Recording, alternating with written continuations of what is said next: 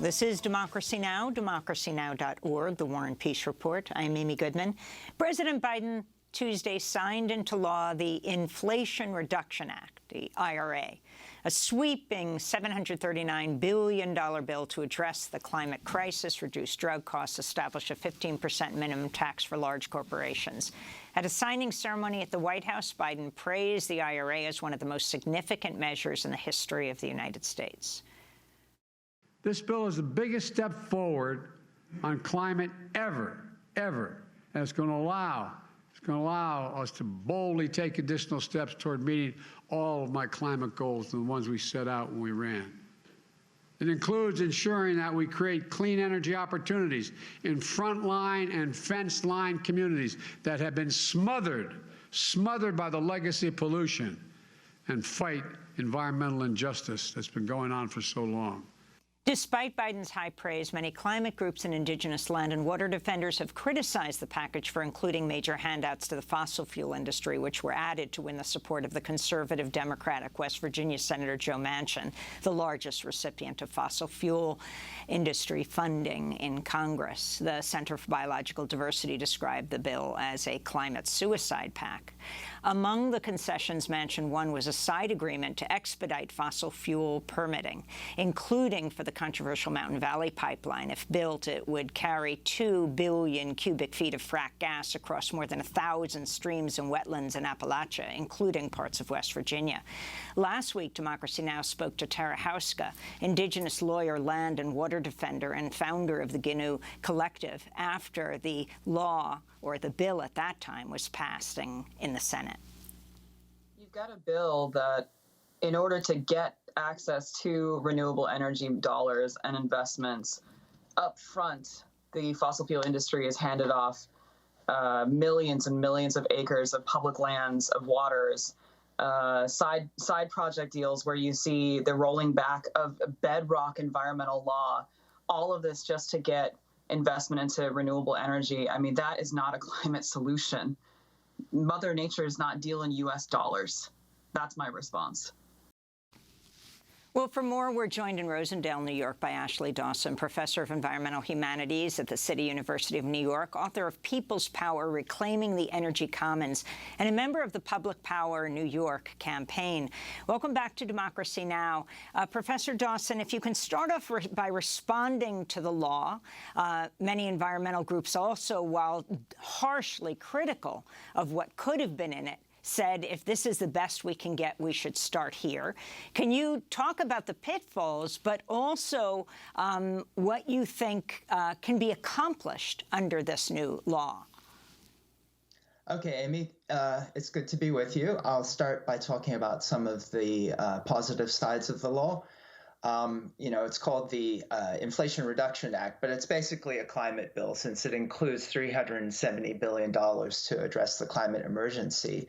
And that includes a 10-year extension of existing credits for wind and solar. There are also provisions for consumer rebates for heat pumps, rooftop solar, purchases of electric vehicles. And all these measures are projected to decrease U.S. carbon emissions by about 40% from 2005 levels by 2030. And that represents 80% of the U.S. commitment to the Paris Agreement of 2015, which was designed to keep global warming below 2 degrees Celsius. So this is obviously absolutely crucial legislation. And the fact that just a couple of weeks ago, it looked like any kind of measures to address the climate emergency were completely dead has led some environmental groups to really celebrate this. There are also other important measures here. There's methane regulation. Methane emissions have reached historic records in recent years because of the fracking revolution, and methane is 86 times more potent than carbon dioxide, so curbing methane is absolutely necessary. And it also closes some tax loopholes for wealthy people and big corporations, which is a climate measure, although it often isn't described that way, since these wealthy people and corporations are responsible for so much of carbon emissions. And then, as President Biden said in the clip you played, The measure also includes $60 billion worth of funding for frontline and fence line communities. So there are positive measures in the IRA, but there are also lots of issues, as Tara Huska said in her interview last week. You've also been talking about the bill creating a lot of jobs in green energy and carbon reduction, but also concerns about the non-unionized labor in that large area. Right. So what the bill does is to essentially continue Obama-era policies of providing tax credits to for-profit renewable energy companies, and that comes in the form of investment tax credits and production tax credits for clean energy projects. Now, the for-profit renewable energy sector is notoriously ununionized. There are measures in the IRA which specify that their projects have to have some kind of unionized elements, but we don't know whether that will how that will actually play out. And there's a history here that we need to really unpack behind these tax breaks. These are policies that go all the way back to the Reagan administration in the 1980s, which mean that developers who want to have some kind of new renewable energy program will get tax credits for generating solar power and wind energy. The thing is, most of these developers don't owe taxes up front. They don't have any existing tax bills when they approach these projects. And that means that they need to partner with third-party financial partners in order to take advantage of these tax credits. Who exactly are those third-party financial partners? Well, they tend to be big banks like JP Morgan Chase and Bank of America. So essentially, renewable energy developers kind of sell their tax breaks to these big banks in return for the upright funding that the banks invest in the project. It's a deal called tax equity. The problem, though, is that wind and farm developers sometimes can't attract enough tax equity partners, and if that happens, then the projects don't actually get built. So, the projections about how this is going to decrease emissions by 40% are based on a history of attracting funding that we can't be absolutely sure will work, and which is quite problematic because it means essentially, we're giving big banks deciding power over what projects get built and where they get built and who builds them.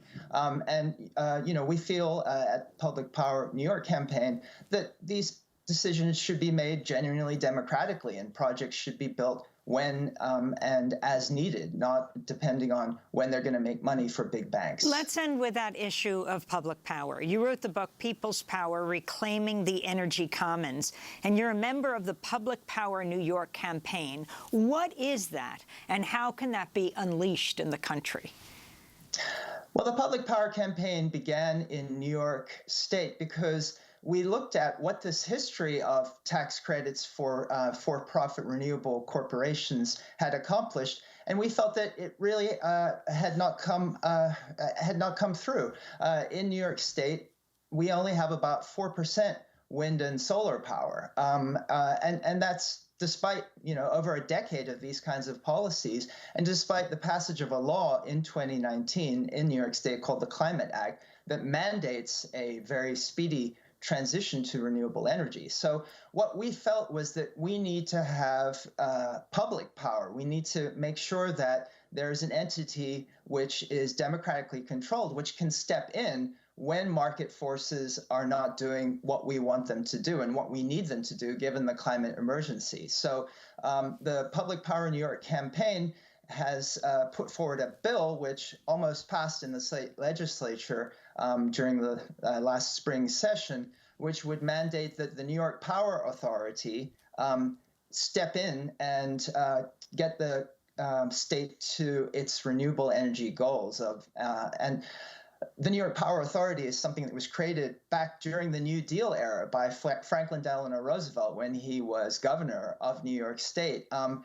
something quite similar was happening back then. There were these for-profit utilities that were gouging people with high utility rates. And so FDR decided, well, we need a kind of public alternative, something that can bring energy to people who need it, and something that can charge affordable rates to people. And we feel that because of some of what I've outlined about how these tax credits put power in the hands of for-profit enterprises linked to big banks, which incidentally are the same banks which continue to fund fossil fuel projects, we feel that we need a public alternative which can be democratically controlled and which can be mandated by law to build out renewables at the speed that we need to prevent the climate emergency, and which incidentally can also include very strong pro-union clauses so that we can be guaranteed that it's a just transition which saves not just frontline communities, but also the working class more broadly.